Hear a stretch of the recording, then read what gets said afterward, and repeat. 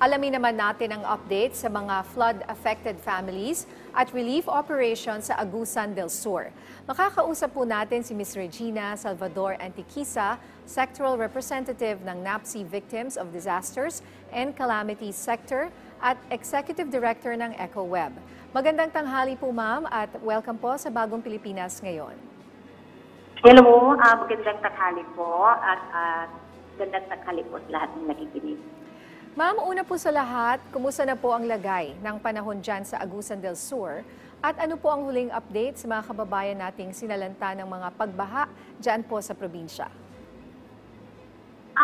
Ngayon namang araw ay medyo, ngayong umaga at hanggang ngayong noon time ay medyo uminit.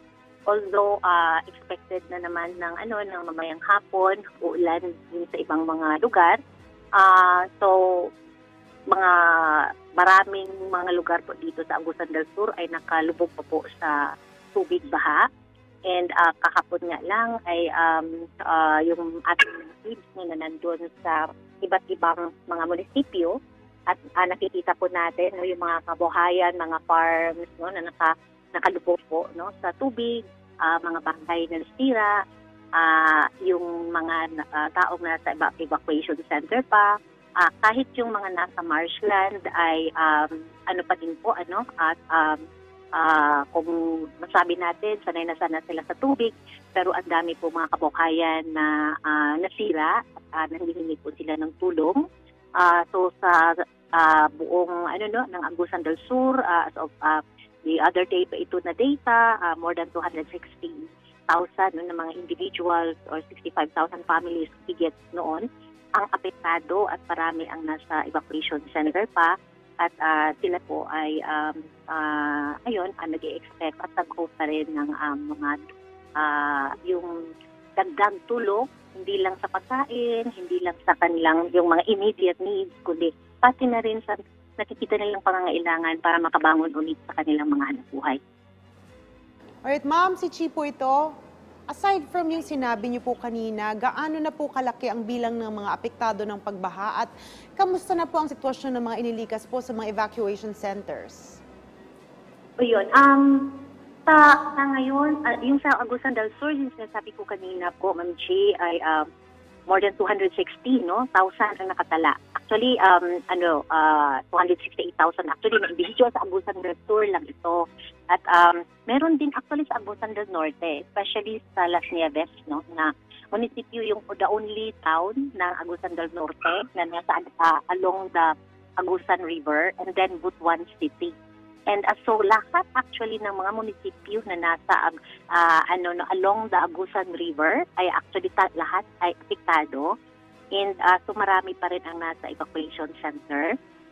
At yun ang like napuntahan namin like kahapon hanggang kagabi actually ay nandun kami sa isang evacuation center like sa Butuan City. So nandun pa ang marami kasi yung mga kabahayan nila ay nakasubmerge pa rin sa tubig.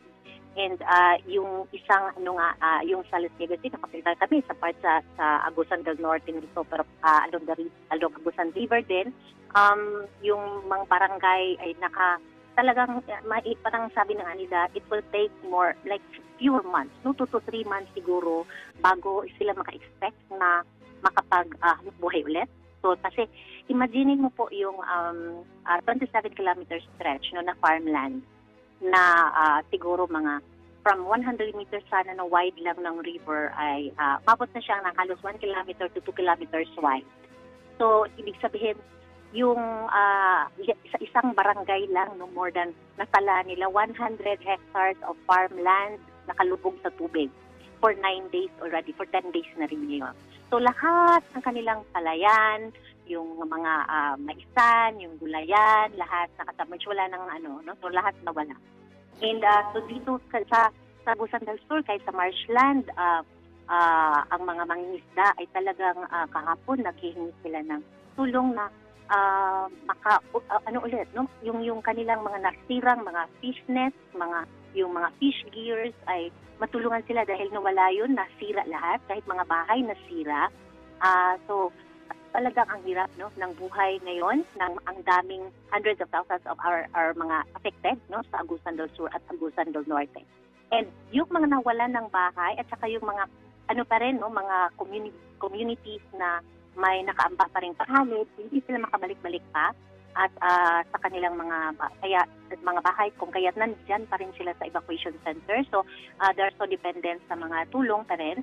But mostly sa kanila ang naririnig natin ay gusto nilang makabangon agad-agad no at makapagsimula ulit at naghahanap ng mga para-paraan para lang hindi maging dependent no sa kahit sinong gustong tumulong.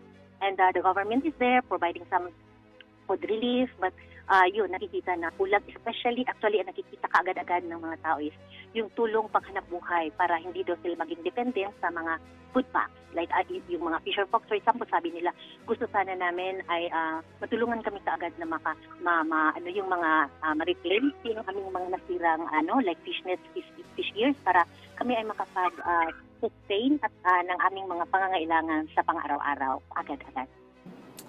Opo, grabe po pala no, ang mga nangyari dyan at marami po ang nawala sa ating mga kababayan. Ang nasa ilalim pa rin po ba ng state of calamity ang inyong probinsya at may bilang po ba kayo, latest na bilang po tungkol sa mga casualties at kung may ulat pa rin po ba na nawawala? Dito sa Agusan del Sur, Ma'am Chi, ay so state of calamity no, pa rin dito. And so ang malaki namang talagang epekto dito sa Agusan yung mga bahay na nasira at mga kabuhayan. So siguro yung mga casualty talaga doon sa Davao, no? Talagang doon ang grabe yung casualty. But dito sa Agusan del Sur, yung ang ano lang talaga nila ay yung mga nasira ilang mga kabahayan at mga hanap buhay. At yun kasing hindi napaghandaan. Yun yung sinabi ng mga tao. Hindi nila napaghandaan dahil first time nila sa marami-raming taon sa kanilang kasi nasanay na actually dito ng baha. Parang nila, they expect every year na babaha. Kasi ganitong panahon talaga bumabaha usually. Kung may mga taon mang hindi, usually talaga every 2 years, mga ganun pabalik-balik. Pero, sinasabi nila, ngayon yung napakataas at napakabilis na tubig na yung parang in few hours talagang kaya hindi sila napaghanda. Kaya lahat ng, imagine mo yung parang naka-field na nga yung iba kasi nasa marginal sila, no? Naka-field house sila. So parang 3 floors. Inaabot pa yun ng tubig hanggang bubong yung iba. So lahat ng kanilang they have to start all over again kasi ang dami-dami, hindi lang yung pagkain ang parang nisip nila ngayon. Paano sila makapagsimula ulit kasi lahat nawala, no? Yung kanilang mga gamit sa bahay, yung mga slowly na sana nilang yun for over the years. And sabi nila dati naman kasi may bumabaha pero at they are actually looking forward sa baha kasi nga after the baha nagkakatulong din especially sa mga farmers dahil mas nagiging fertile ang lupa after pero usually naman kasi yung baha dito, and then nawawala and lang yung tubig, no? After 2 to 3 days, maximum 4 days. Ngayon, grabe ang taas ng tubig and then 9 days, 10 days na ngayon, hindi pa rin humuhupa ang tubig. And so, kaya grabe yung devastation sa mga tao and ang pinaka-fear actually like sa Davao no kung tingnan ang daming namatay mga namatay dahil sa landslide dito may mga landslide na rin and ang kinakatakutan kasi dahil yun parang yung water holding capacity ng lupa ngayon ay dahil sa grabe na yung tubig na so kung uulan pa ng uulit ito parang mas marami ng yung posibleng mag-landslide pa ng mga area dahil yun nga yung mga hindi na ma-absorb no yung tubig pa na madagdag no kung sakasakaling and they are actually like worried dahil may report no na mayroon na naman kaming na LPE yung gano'n no so medyo yun yung worrying especially na ang grabe na yung epekto ngayon so kung pagpapatuloy pa to dahil parang wala pang sinyales na bababa yung tubig and then madagdagdagan parang mas dadami pa ang magiging mga bakwet and mas marami pang lugar no na ano din, no, maapektuhan. Marami pa actually mga area na sinasabi nila na kailangan pang mapuntahan dahil hindi nga sila napuntahan dahil ang daming mga parang isolated places na hindi talaga pa nabisita. Kahit yung mga yung mga hindi lang yung along the river, yung mga nasa bundok, no? So yun yung mga sinasabi na kailangang ma-monitor kasi may mga landslide na nangyayari din doon and we have actually to identify ano pa yung mga damages ngayon. Alright, ma'am, si Chipo ito, grabe po pala talaga yung nangyaring delubyo dyan, no, sa inyo. Pero ano po ang sitwasyon sa mga linya ng komunikasyon ngayon at kuryente? Tuloy-tuloy pa rin ba ang serbisyo ng mga ito sa kabila ng mga pagbaha at pag-ulan na nadanas po dyan? Sandali po kasi medyo yung aking signal yan. Pakiulit po nung tanong. Okay, gusto lang namin malaman kung kamusta po ang sitwasyon sa mga linya po ng komunikasyon at kuryente at tuloy-tuloy pa rin po ba ang serbisyo ng mga ito sa kabila ng mga nangyaring pagbaha at ulan po dyan? Yes po, kahapon nagkita-kita tayo sa ng Office of Civil Defense, ng NDRRMC, doon RDRMC doon sa mga areas at doon nga sa isang barangay munisipyo na medyo nag-aabot tayo doon sa DSWD.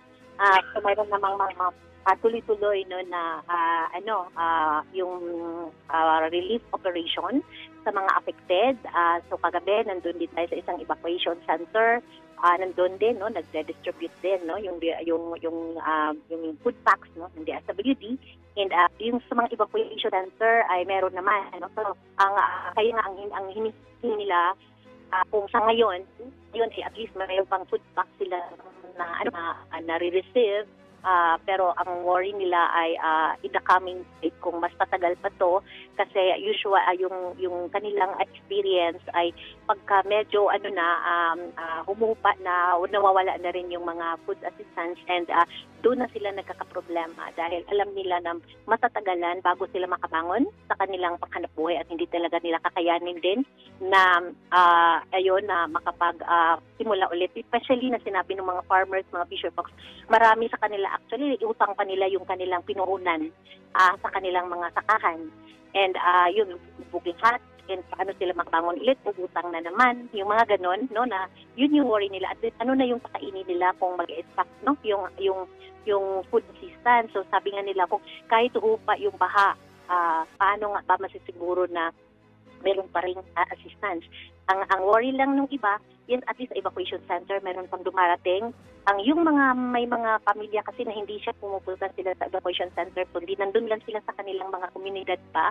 Yun ang medyo nangangailangan pa ng mga tulong na hindi pa masyadong kasi nga kailangan pa din yung mga datos, mga ng coordination. So yun pa dong isang impormasyon and pala po natin sa ibang mga komunidad po.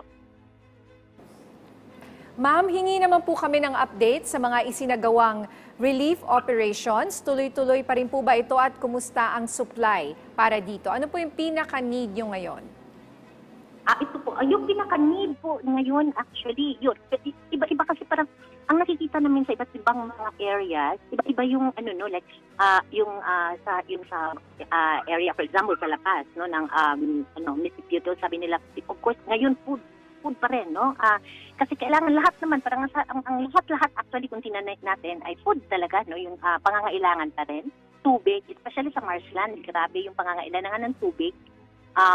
Dahil nga medyo problema na nga nila dati ang source ng kanilang maiinom na tubig, lalo na ngayon. Mayroon ding mga nag-express na kahit used clothing, kailangan pa rin nga nila, kahit yun naman lang sana kasi nga parang yung mga nabahaan na kasi parang sabi nila iba yung baha ngayon, yung mga damit sana nilang pwede pang malabahan, parang hindi na malabahan sa hindi nila maano yung parang mud na klase ng mud na yung sa baha na to, dala ng baha na to, para hindi na nila magamit yung kanilang mga maraming damit na nabaha and then nawalan of course ang damit yung marami. So kahit yung mga indigenous peoples community sa marshland, yun in-express pa rin yun. And but of course karamihan talaga ang common na nag-express ay yung tulong kaagad para man lang makapaghanda ulit para makapagsalim sila yung kahit seeds, yung inputs para sa kanilang mga farm financing sa sinabi pa niya ipapaano na yung financing namin para makapagsimula ulit kung huhupa na ang baha. Kung huhupa, hindi pa nila alam kung kailan huhupa ito. Pero gusto naman nilang maghanda. Pero yun yung mga talaga immediate ngayon. Of course, lahat-lahat ay food and water. And yung evacuation center, ito yung isang namin kasi nagkakaproblema na yung ibang evacuation center, like especially sa Gudomen, malalaking evacuation center kahit yung eskwelahan. So sabi nga nila, problema din kung ito ay magsusustain pa kasi nasa memorandum ay 15 days lang na magamit yung school. So kung tatanggal pa ito ay paano? So dapat maghandaan yan, and then siyempre, problema pa ng school. Sabi nga ng mga teachers at mga volunteers, ay siyempre, problema pa nila pati yung ng wash, yung water and sanitation, ng eskwelahan, ng kanilang mga para siyempre, added talaga yun sa mga schools, and kahit yung mga pagpupunta ng mga volunteers nila para masustain nila. So, yun yung mga tinitingnan lang namin, apart from nung needs talaga ng mga napaan. And yung apart from yung food ng at least evacuation center, marami namang dumarating, pero kahit doon na nasa syudad din na mga, kasi ang daming barangay sa Butuan, na 23 barangays yun na submerge, ang daming na submerge yung kanilang mga kabahayan ngayon. Ang sabi nga nila, grabe yung epekto lahat yung kabahayan namin, yung mga home base ng mga kabuhayan ay nawala. Yun. So, ganun din, parang yung narinig kami kagabi, paano kaya kami makabangon dito. Parang ganun always, no? So, ang tao, hindi lang yung, ang mga naapektuhan, hindi lang yung iniisip nila makain ngayon. Ang iniisip na nila kaagad-agad, paano kaya yung kakainin namin bukas. After nito, yun po. Alright.